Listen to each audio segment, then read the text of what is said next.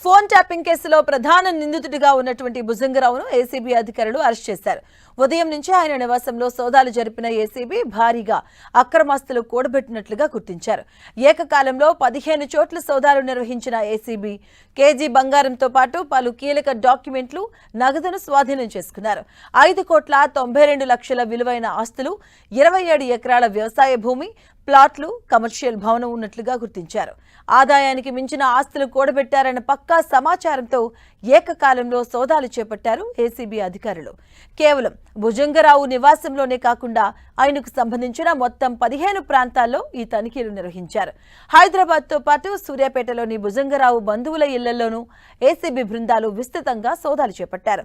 ఆయన సర్వీస్ కాలంలో భారీగా అక్రమాస్తులు కూడబెట్టినట్లు వచ్చిన ఆరోపణల నేపథ్యంలో కీలక డాక్యుమెంట్లు, నగదు, బంగారాన్ని స్వాధీనం చేసుకున్నారు. ఫోన్ ట్యాపింగ్ కేసులో పాటుగా ఇప్పుడు ఈ అవినీతి తిమింగలం ఆస్తుల చిట్టా కూడా బయటకు రావడంతో పోలీస్ వర్గాల్లో కలకలం రేపుతుంది.